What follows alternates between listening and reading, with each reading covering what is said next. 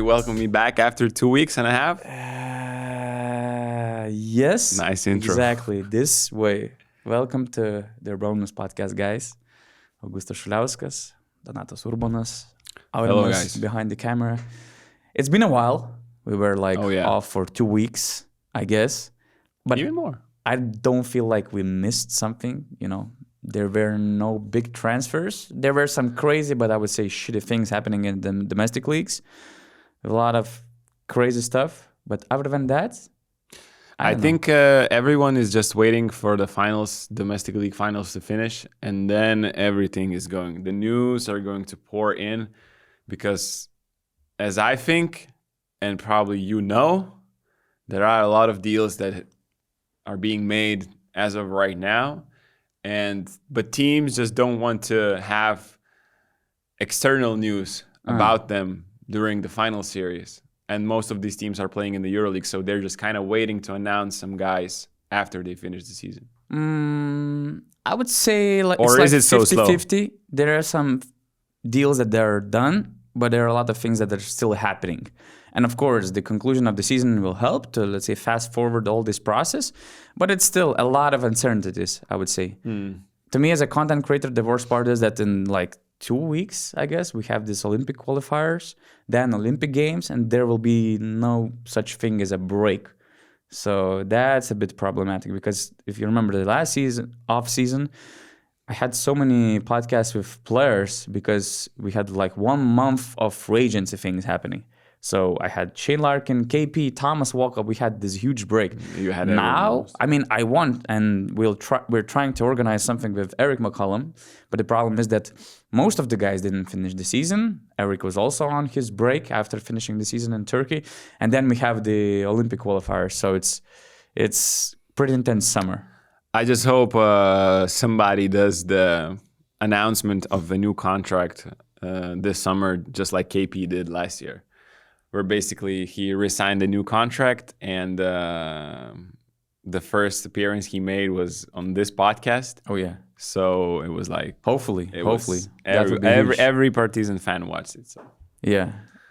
So not much happened, but at the same time, we kind of miss you guys, and we wanted to keep it as much as interactive as possible. So we did this URBONUS Q&A session. Where we asked you to send us questions. Of course, a lot of questions about the free agency, transfers, rumors, and yada yada, which is normal. Which is that's the season of rumors and transfers that will happen.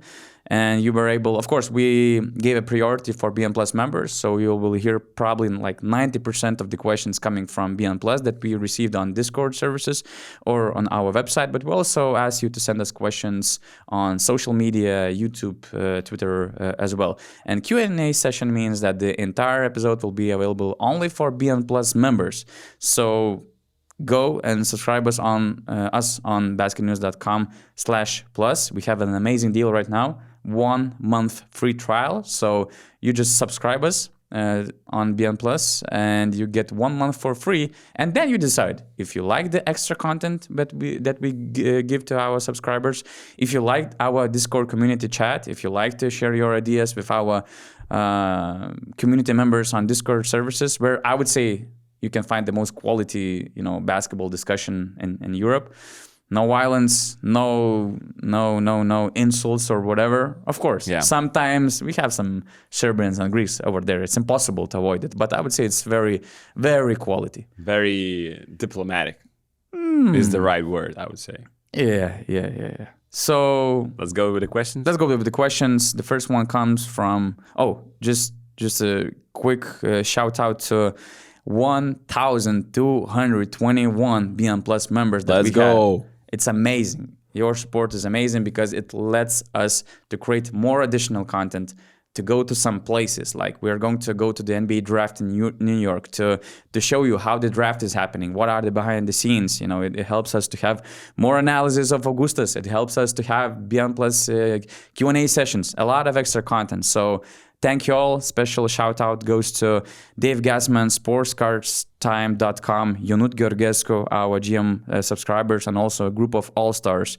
Vidmantas Nuolaida, Gabrielius Serva, Nikozinho, T-Vol T21, Nick Kohek, Baltvarne, Kostas B, Victory, Igor, Golflake, Tesseract, Paris, Michael, Alex A, Alex Antetokounmpo probably, George, Jonathan, Nomikos, Coffee95, Emilio 11, Roy de Fumi. I mean, a lot of subscribers, and I'm actually happy to see some of them who are basically from the beginning, like guys like Nikozinho or T-Volt T21, sportscarstime.com, Jonut Georgescu, Dave Gassman. This is our BasketNews BN Plus family. So thank you all. Let's go with the questions.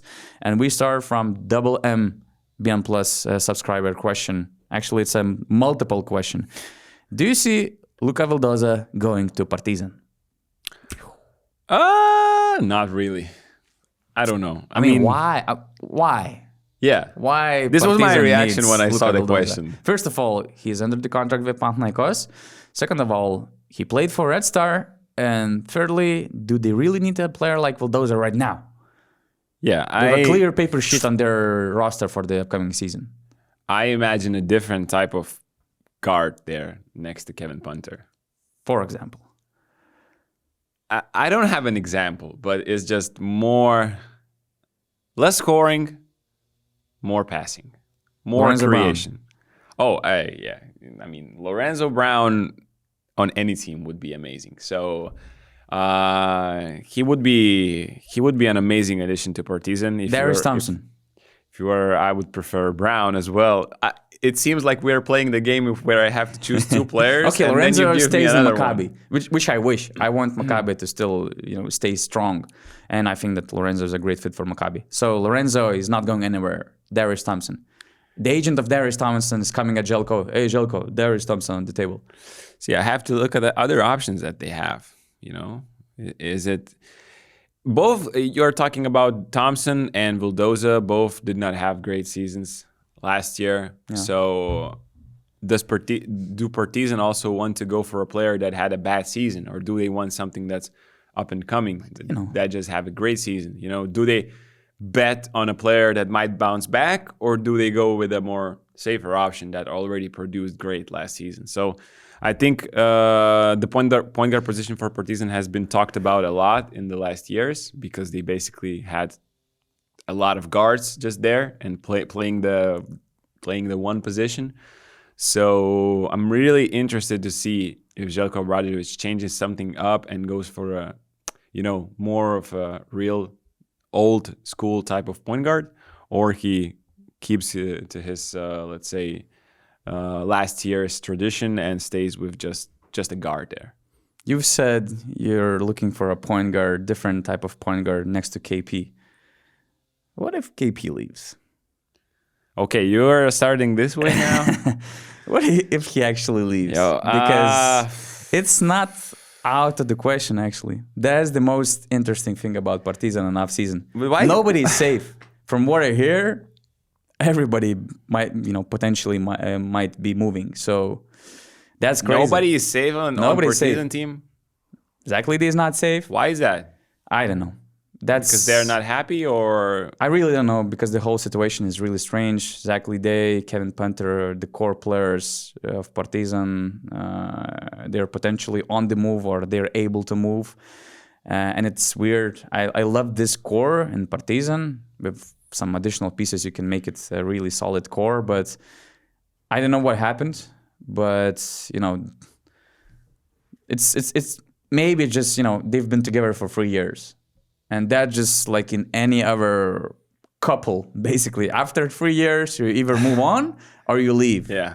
Because it might be exhausting. Yeah, it's a cycle. And it's a pretty long cycle in basketball. So who knows? Maybe all sides decided that, okay, we did what we could. We did our best. And let's move on. See, but this is where I hate you right now. Like, why are you telling me this on a podcast? You didn't ask me. You didn't ask me. So I have to ask about each player. Like, you can just you do sometimes. I know, but I can't ask about 200 players in the EuroLeague. Damn, that changes everything. Really.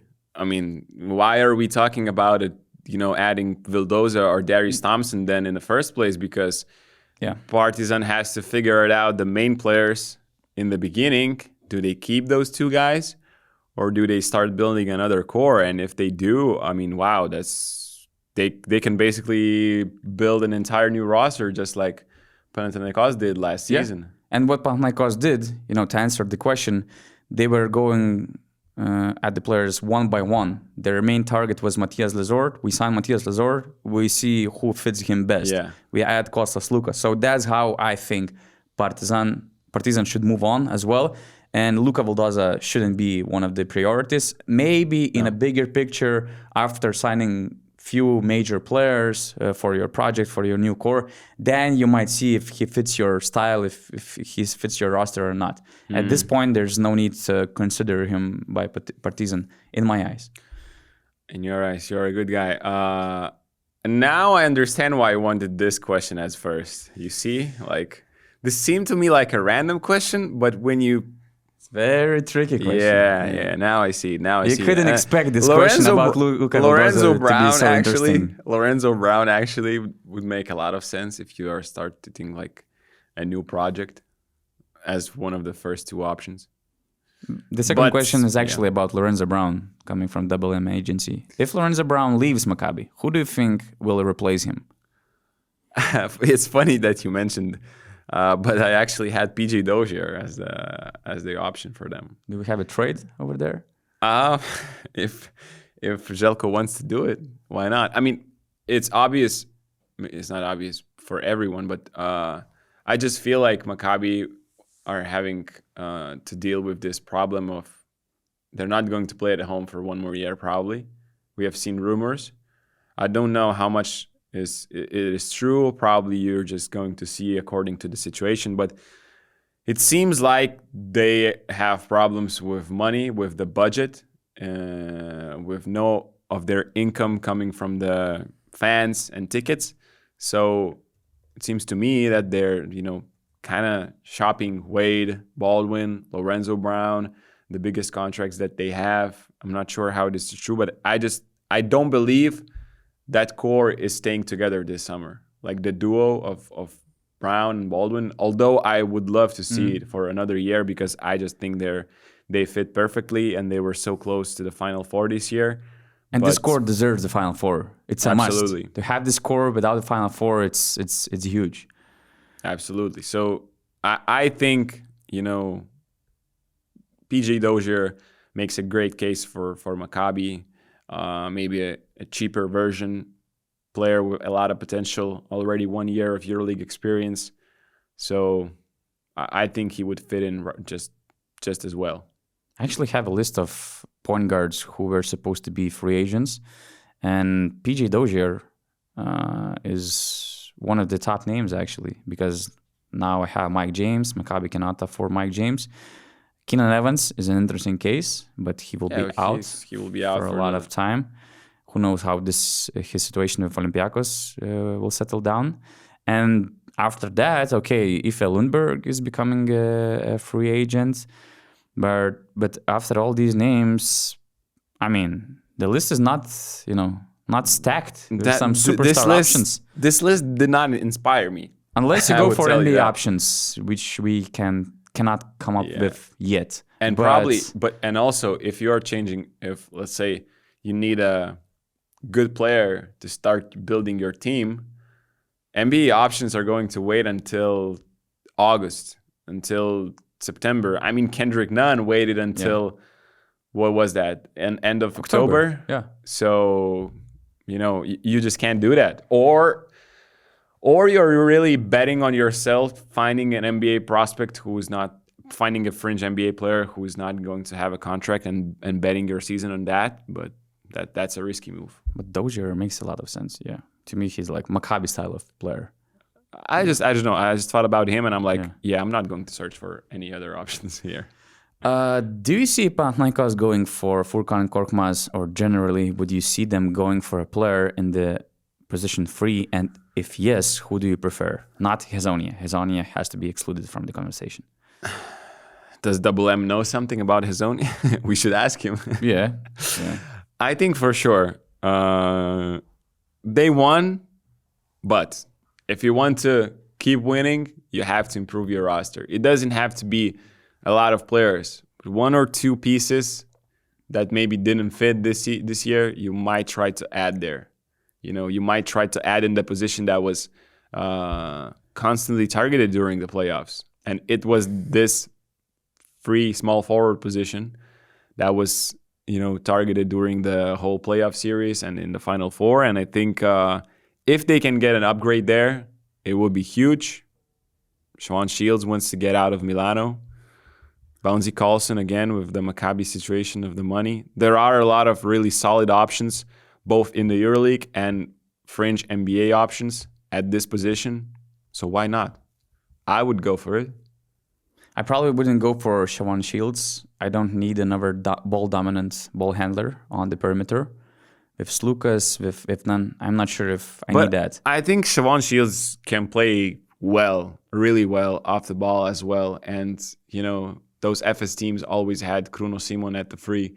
He was also a great shooter, but at the same time, he could handle the ball very well. Very well. He was the third option, but a really solid one. So Shawn Shields would be crazy probably on that team. But at the same time, if you can afford it, I don't think he ruins that team. But I prefer fit over talent in this case. But Bouncy Carlson, he would be amazing. I think. Yeah. I think I told you on the podcast during the playoffs that watching Panathinaikos Maccabi play, I feel like Panathinaikos is just like missing a player like Bouncy Carlson and the qualities that he can bring on the court, not just offensively but defensively. And he's used to play, with two ball dominant players. So for him, it's quite an easy adjustment, and he deserves a raise, let's say, and he would be a really nice fit. But if not, first of all, to answer the question about Furkan Korkmaz. Probably they need some scoring spark off the bench as well. Of course, Kostas Lukas is often coming off the bench, but you can think of Rodrigue Bobois type of player, right? And I thought, I'm not sure about Korkmaz. I think that coming from the NBA environment, you wouldn't be very satisfied of getting this, bench player's role or the guy who's coming off the bench. I'm not sure if Korkmaz, again, would be a good fit for this Panathinaikos team. But then I thought about the guy who I think wouldn't make any problems, any noise about, playing time or a lot of playing time, who knows how to play next to elite players, who helps to create great chemistry in the locker room. Great guy in general, Jordan Lloyd. He's becoming a free agent. Yeah. He can play both guard positions. He can create, he can shoot. And there are these red flags regarding his injury, regarding his health. At the same time, you're not signing him as your second best player on the team. You're signing him as, somebody solid, reliable, important in your guard rotation. And I think that he would be a great fit. And I think that Jordan, at this point of his career as well, would be also happy, to have a solid, great shot at winning the title. Oh, absolutely. So I think it could be a win-win scenario. Yeah, but it's more about, scoring option for them. I don't imagine Lloyd playing at the free position. No, but I have another name for the position free. Because Korkmaz is not. Probably we're looking for a replacement for Vildoza with this guy, with Korkmaz, with Jordan Lloyd, right?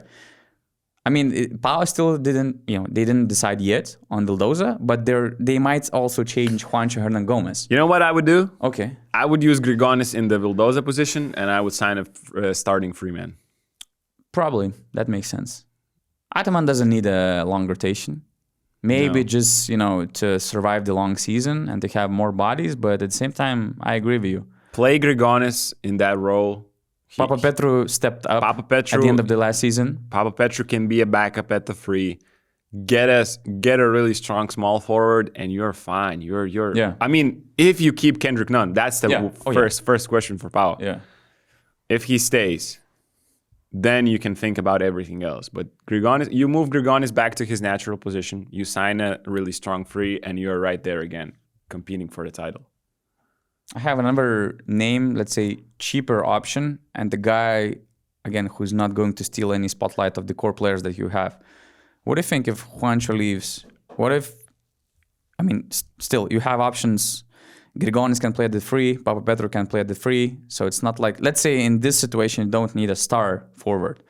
What do you think about Isaac Bonga as a player who could cover both small power forward positions? He's not demanding the ball. He plays tremendous defense. He can shoot to some extent. Not the most reliable option, but still, you cannot leave him open.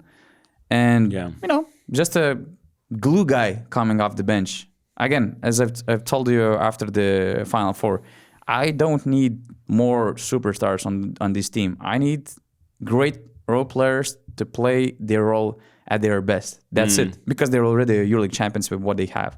Yeah. So to me, that would be, I would consider a guy like Isaac Bonga.